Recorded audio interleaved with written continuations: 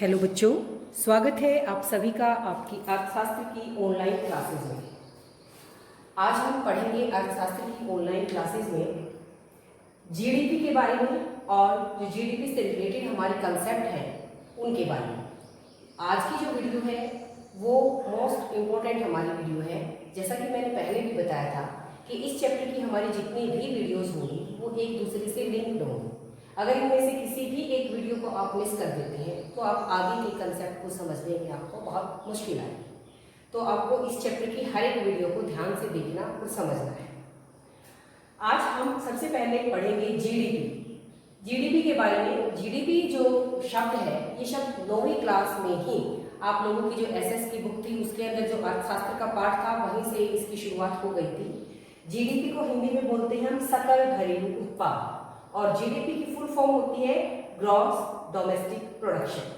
GDP वहां पर जो 9वीं क्लास में जीडीपी है वहां पर सकल घरेलू उत्पाद किसे कहते हैं इसकी परिभाषा हमारे टेक्स्ट के क्वेश्चंस के अंदर आती है। तो वहां पर आप लोगों ने इसकी परिभाषा याद की होगी कि एक लेखा वर्ष में एक देश की घरेलू सीमा में एक देश के सामान्य निवासियों के द्वारा उत्पादित अंतिम वस्तुओं व सेवाओं के बाजार मूल्य का जोड़ जो होता है वो सकल घरेलू उत्पाद कहलाता है, जीडीपी कहलाता है। ये जो परिभाषा है आपने 9वीं क्लास में सिर्फ इसे रटा था। इसके मायने आपको अब समझ में आएंगे, क्योंकि जैसे देखिए परिभाषा एक लेखा वर्ष अब हम 12वीं कक्षा में समझ चुके हैं कि लेखा वर्ष, वित्त वर्ष या फाइनेंशियल ईयर क्या होता है कि 1 अप्रैल से लेकर 31 मार्च तक का जो अर्थव्यवस्था के अंदर उसे हम फाइनेंशियल ईयर बोलते हैं, लेखा वर्ष बोलते हैं। तो उस पूरे एक वर्ष के अंदर एक देश की घरेलू सीमा जो कि हमने अभी अपनी पिछली वीडियो के अंदर घरेलू सीमा के बारे में पढ़ा क्या होती है, तो एक लेखा वर्ष में एक देश की घरेलू सीमा में उस देश के सामान्य निवासियों के द्वारा उत्पादित, सामान्य निवासी के बारे में भी हमने अभी पढ़ा है। सामान्य निवासी कौन से होते हैं? जो एक वर्ष या उससे अधिक अवधि से उस देश के अंदर रह रहे हैं, और ये कोई व्यक्ति और संस्था दोनों हो सकते हैं। और तीसरी बात, इंपॉर्टेंट बात, क्योंकि आर्थिक रुचि उस देश के अंदर होनी चाहिए। तो एक लेखा वर्ष में एक देश की घरेलू सीमा में उस देश के सामान्य निवासियों के द्वारा उत्पादित अंतिम वस्तुओं व सेवाओं के बाजार मूल्य का जो जोड़ होता है वो हमारा जीडीपी होता है, सकल घरेलू उत्पाद होता है। अंतिम वस्तुएं व सेवाएं ये भी हम पढ़ चुके हैं। जो हमारा मैक्रो का ही चैप्टर पहला दूसरा चैप्टर था उसके अंदर हमने पढ़ा अंतिम वस्तुएं कौन सी होती है, मध्यवर्ती वस्तुएं कौन सी होती हैं, और जो इन अंतिम वस्तुओं की सेवाओं की जो बाजार में कीमत होती है, बाजार कीमत जो होती है उस कीमत का अगर हम जोड़ कर लें तो वो हमारा सकल घरेलू उत्पाद आ जाएगा। 1 अप्रैल से लेकर 31 मार्च तक एक देश की घरेलू सीमा में उस देश के सामान्य निवासियों के द्वारा जितनी भी अंतिम वस्तुएं और सेवाएं उत्पादित की गई, अगर उनकी बाजार में जो कीमत है उस कीमत का हम जोड़ कर लें तो वो हमारा क्या बन जाएगा? सकल घरेलू उत्पाद बन जाएगा, जीडीपी बन जाएगा, ग्रॉस डोमेस्टिक प्रोडक्शन बन जाएगा। तो ये परिभाषा आपको याद करनी है। इस एक परिभाषा से हम बाकी की जो 12 इसके अंदर कंसेप्ट आएंगे वो 12 की 12 परिभाषाएं हम कर पाएंगे। तो ये परिभाषा आपको याद करनी है, आपने 9वीं कक्षा में भी पढ़ी होगी, आपके लिए आसान भी रहेगी, और अब समझने के बाद आपके लिए ये और भी ज्यादा आसान हो जाएगी। तो जीडीपी क्या होता है, सकल घरेलू उत्पाद क्या होता है? एक लेखा वर्ष में एक देश की घरेलू सीमा में उस देश के सामान्य निवासियों के द्वारा उत्पादित जो अंतिम वस्तुएं और सेवाएं होती हैं उनकी बाजार में जो कीमत है उस बाजार कीमत का जोड़। तो आपको ये बातें पकड़नी है कि भाई एक लेखा वर्ष उसके अंदर होना चाहिए, घरेलू सीमा होनी चाहिए, सामान्य निवासी होना चाहिए। ये 5 बातें एक लेखा वर्ष में एक देश की घरेलू सीमा में और एक देश के सामान्य निवासियों के द्वारा उत्पादित अंतिम वस्तुओं और सेवाओं के बाजार मूल्य का जोड़, जीडीपी है। अब इसे हम डिटेल से देखते हैं। Gross domestic production, gross domestic के अंदर जी यानी कि ग्रॉस का को हम हिंदी में क्या बोलेंगे? सकल। दूसरी बात ये डोमेस्टिक है, डोमेस्टिक को हम हिंदी में घरेलू बोलते हैं। ग्रॉस यानी कि सकल, डोमेस्टिक यानी कि घरेलू। और एक तीसरी चीज क्या होती है, जब हम राष्ट्रीय आय को मापते हैं तो राष्ट्रीय आय को हमेशा हम 2 तरीकों से मापते हैं, एक बाजार कीमत के आधार पर और एक साधन लागत के आधार पर। बाजार कीमत और साधन लागत, इन 2 चीजों के आधार पर। तो जो बाजार कीमत होती है उसे हम मार्केट प्राइस बोलते हैं, बाजार कीमत। तो ये चीजें बहुत ही इंपॉर्टेंट है, आपको आगे का जो पार्ट है बड़े ध्यान से समझना है। जब ये आपका क्लियर होगा तभी आप अगला स्टेप ले पाएंगे। तो मैं आपको बता रही हूँ कि जीडीपी के अंदर जो ग्रॉस है यानी कि सकल, डोमेस्टिक घरेलू, और जो राष्ट्रीय आय होती है, राष्ट्रीय आय को हम दो तरीकों से मापते हैं, एक बाजार कीमत के आधार पर और एक साधन लागत के आधार पर। बाजार कीमत यानी कि मार्केट प्राइस और दूसरा साधन लागत यानी कि फैक्टर कॉस्ट। तो अब इसे हम आगे पढ़ते हैं।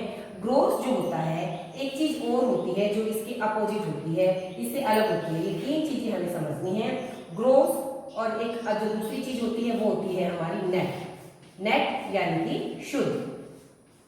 तो ग्रॉस यानी कि सकल, सकल क्या होता है? सारा, टोटल, जिसके अंदर हम ये कह सकते हैं कि जो कुछ भी जैसा भी है हमारा वो सब कुछ उसके अंदर शामिल होता है। लेकिन शुद्ध क्या होता है? जिसके अंदर जो भी, अगर हम ये लगाएं कि जो हमारी रॉ चीजें हैं, जो बेकार की चीजें हैं, अगर हम उन्हें निकाल दें तो उसके बाद साफ सुथरी जो चीज बच जाती है वो शुद्ध चीज हमारी होती है। तो सकल के अंदर तो सारी चीजें सभी मिलावटें होती हैं, लेकिन शुद्ध नेट होता है, बिल्कुल प्योर होता है। तो ये दो चीजें एक दूसरे की अपोजिट है, ग्रॉस और नेट। हिंदी में सकल, शुद्ध। तो आपको याद रखना है इस चीज को, ग्रॉस से हम नेट पर जा सकते हैं और नेट से हम शुद्ध पर भी आ सकते हैं। ग्रॉस यानी कि सकल से हम शुद्ध पर आ सकते हैं और शुद्ध से हम सकल यानी कि ग्रॉस पर जा सकते हैं। कैसे जाएंगे? इस यहाँ तक जाने के लिए हमें क्या चाहिए? हमें चाहिए मूल्यह्रास, जिसे हम हिंदी में बोलते हैं मूल्यह्रास, या इसके बहुत सारे नाम हैं, स्थायी पूंजी का उपभोग, मूल्यह्रास, लेकिन इंग्लिश में हम इसे बोलते हैं डेप्रिसिएशन। मैं यहाँ पर छोटे शॉर्ट फॉर्म में लिखती हूँ DEP, डेप्रिसिएशन। तो अगर कोई भी चीज हमारे पास ग्रोस में है, सकल में है, तो हम शुद्ध में जा सकते हैं। एक तरह से आपको यहाँ पर सिर्फ इतना याद करना है कि ग्रोस और ग्रोस का उल्टा नेट, सकल, सकल का उल्टा शुद्ध। सकल से अगर हमें शुद्ध पर जाना है तो उसके लिए हमें डेप्रिसिएशन से होकर जाना है। ये मैं आपको बताऊंगी कि ग्रोस जो है, अगर ग्रोस से हम सकल पर जा रहे हैं तो डेप्रिसिएशन होता है, मूल्यह्रास जो होता है, इसके बारे में हम अपनी अगली वीडियो में डिटेल से पढ़ेंगे। अगर हम ग्रोस में से डेप्रिसिएशन को माइनस कर दें, डेप्रिसिएशन को घटा दें, तो हम हमारे पास शुद्ध रह जाएगा। एक तरह से डेप्रिसिएशन मिलावट समझो कि भाई ये क्या है? मिलावट है। अगर ये हमारे पास सकल है, सारा है, सारा है, इसमें से अगर हमने इस मिलावट को, डेप्रिसिएशन को निकाल दिया तो हमारे पास नेट रह जाएगा। तो ये पहली चीज है जो आपको बहुत जरूरी याद करनी है कि अगर हम ग्रॉस पर हैं और हमें नेट पर जाना है तो हमें डेप्रिसिएशन को माइनस करना पड़ेगा। डेप्रिसिएशन क्या है, इसके अंदर क्या क्या होता है, ये मैं आपको अपनी अगली वीडियो में बताऊंगी। पहली बात, सकल से शुद्ध पर जाने के लिए मूल्यह्रास या डेप्रिसिएशन को हमें माइनस करना होगा। अगर हम यहाँ से यहाँ जा रहे हैं, नेट है हमारे पास, शुद्ध चीज है हमारे पास, लेकिन हमें सकल पर जाना है, तो हम क्या करेंगे? डेप्रिसिएशन को प्लस कर देंगे, डेप्रिसिएशन को प्लस कर देंगे। तो बहुत छोटी सी बात है कि ग्रोस से शुद्ध पर, नेट पर जाने के लिए माइनस डेप्रिसिएशन, शुद्ध से सकल पर आने के लिए या नेट से ग्रोस पर आने के लिए प्लस डेप्रिसिएशन। पहली बात ये आपको बिल्कुल पक्की याद होनी चाहिए। नेक्स्ट वीडियो तक आपको ये पक्का याद करना है। अगर हम ग्रोस से सकल शुद्ध पर जा रहे हैं तो माइनस करेंगे डेप्रिसिएशन, शुद्ध से अगर हम सकल पर आ रहे हैं तो प्लस करेंगे डेप्रिसिएशन। हिंदी में डेप्रिसिएशन को मूल्यह्रास बोलते हैं, स्थायी पूंजी का उपभोग भी इसे कहा जाता है। दूसरी मोस्ट इंपोर्टेंट चीज है डोमेस्टिक। जीडीपी में जो डी है ये डोमेस्टिक के लिए है, जिसे हम हिंदी में बोलते हैं घरेलू। जैसे मैंने यहाँ बताया ग्रोस का उल्टा नेट होता है, ठीक ऐसे ही घरेलू का उल्टा, डोमेस्टिक का उल्टा होता है राष्ट्रीय। ये चीज हमारी घरेलू थी और हम इसकी उल्टी चीज क्या हो जाएगी? राष्ट्रीय, जिसे हम नेशनल कहेंगे। इंग्लिश में क्या कहेंगे? नेशनल। हम डोमेस्टिक से नेशनल पर जा सकते हैं, ऐसे ही नेशनल से हम डोमेस्टिक पर भी आ सकते हैं। अगर हम डोमेस्टिक पर हैं और हम नेशनल पर जाना चाहते हैं तो उसके लिए हमें क्या करना पड़ेगा? उसके लिए हमें करना पड़ेगा जो हमारा नफिया होता है, NFIA, नफिया, ये इसका रास्ता है। इसको मैं NFIA की इंग्लिश में फुल फॉर्म होगी net factor income from capital. Hindi में हम कहेंगे इसे विदेशों से शुद्ध साधन आय। तो अगर हम डोमेस्टिक घरेलू पर है और हमें नेशनल राष्ट्रीय पर जाना है तो हम जो ये विदेशों से शुद्ध साधन आए हैं, जिसे शॉर्ट फॉर्म में हम नफिया कहेंगे, इसे हम प्लस कर देंगे। और अगर हमें नेशनल पर है और हमें घरेलू पर जाना है तो हम नफिया को माइनस कर देंगे। NFIA को क्या करेंगे? हम माइनस कर देंगे। तो दूसरी बात मोस्ट इंपोर्टेंट जो आप सबको बहुत अच्छे से याद करनी है कि डोमेस्टिक से नेशनल पर जाने के लिए किसका यूज होगा? नफिया का। और डोमेस्टिक से नेशनल पर जाने के लिए नफिया का यूज कैसे होगा, हम उसे जोड़ देंगे। ऐसे ही अगर राष्ट्रीय पर है और नेशनल पर है और डोमेस्टिक पर जा रहे हैं तो नफिया होगा माइनस को। ठीक है, इसके बाद तीसरी इंपोर्टेंट थिंग है हमारी मार्केट प्राइस। मार्केट प्राइस का अपोजिट होता है फैक्टर कॉस्ट। इंग्लिश में क्या कहेंगे हम, फैक्टर कॉस्ट, और हिंदी में इसे बोलते हैं हम साधन लाभ। तो देखो बच्चों, हमने अभी तक जैसे किया है बिल्कुल आसान से 3 बातें हैं। हमने 3 चीजें समझी है, gross, net, domestic, national, market price, factor. तीसरी चीज क्या है, मार्केट प्राइस और फैक्टर कॉस्ट यानी कि साधन लाभ। तो बाजार कीमत से अगर हम फैक्टर कॉस्ट पर जाना चाहते हैं तो हम निट का प्रयोग करेंगे, निट, NIT, निट। और ऐसे ही फैक्टर कॉस्ट से मार्केट प्राइस पर आने के लिए भी हम निट का प्रयोग कर सकते हैं।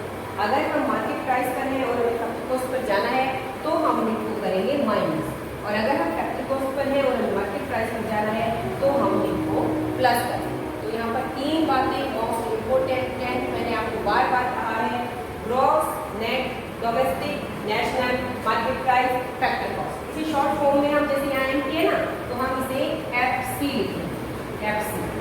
तो ग्रॉस और नेट के लिए डेप्रिसिएशन, डोमेस्टिक और नेशनल के लिए नफिया, और मार्केट प्राइस और फैक्टर कॉस्ट के लिए निट। ये 3 चीजें आप लोगों को याद करनी है, ये आपका होमवर्क है।